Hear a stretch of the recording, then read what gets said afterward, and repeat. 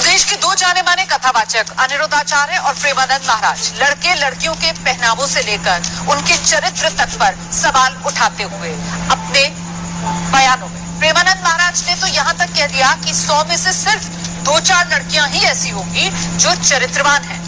तो कथावाचक अनिरुद्धाचार्य कह रहे हैं कि कुछ लड़कियां 4 जगह मुंह मारकर बहू बनती हैं। आज उनका अब नया बयान जो चर्चा में है और इस कड़ी में नया नाम भी अब जुड़ गया है और ये नया नाम जुड़ा है साध्वी का, साध्वी ऋतंभरा का। साध्वी ऋतंभरा ने रील बनाने वाली लड़कियों पर सवाल उठा दिए और कहा, हिंदू स्त्रियां, हे भगवान, तुम्हें देखकर शर्म आती है। पैसा कमाओगे तुम, नंगे होकर पैसा कमाओगे, गंदे ठुमके लगाकर, गंदे गाने गाकर। मुझे समझ नहीं आती उनके पतियों को ये कैसे स्वीकार है। ये सवाल पूछा है साध्वी ऋतंभरा ने। हे भगवान, देखकर शर्म आती है। पैसा कमाओगे तुम, नंगे होकर पैसा कमाओगे, गंदे ठुमके लगाकर, गंदे गाने गाकर, नंगे होकर पैसा कमाओगे।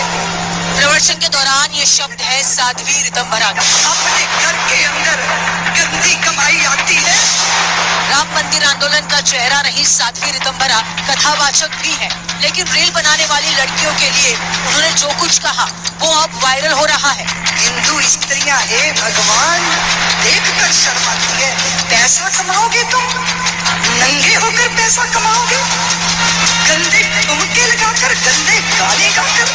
मुझे समझ नहीं आती उनके पतियों को ये स्वीकार कैसे है, उनके पिताओं को ये स्वीकार कैसे है। अपने घर के अंदर गंदी कमाई आती है तो पितर लोक में तड़पने लग जाते हैं। धर्म, अध्यात्म, मर्यादा, संस्कार, संयम, साध्वी में सभी गुण होते हैं, लेकिन सवाल यह है कि क्या रील बनाने वाली लड़कियों पर टिप्पणी करते हुए साध्वी ऋतंभरा वाणी पर संयम नहीं रख सकी। हिंदू स्त्रियां, हे भगवान, देखकर शर्म आती है।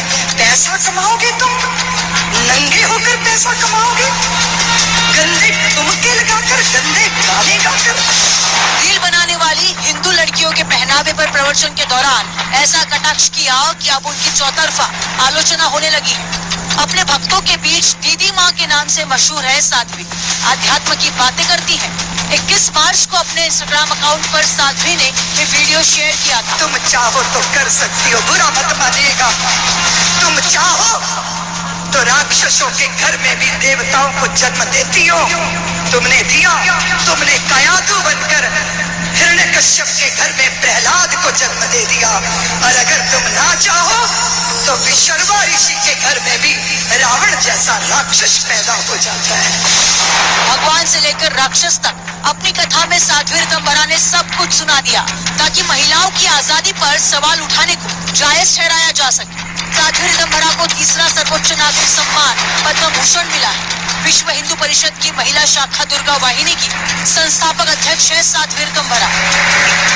राम मंदिर आंदोलन के दौरान ऋतंभरा फायर ब्रांड वक्ता के तौर पर जानी जाती रही। 1982 में गुरु परमानंद से दीक्षा लेने के बाद साध्वी ऋतंभरा ने 2001 में वात्सल्य ग्राम बनाया, जहां अनाथ बच्चों को आश्रय दिया जाता है। वहीं पर ऋतंभरा कथा भी सुनाती है और इसी दौरान जो उन्होंने कहा उस पर विवाद शुरू हो गया है।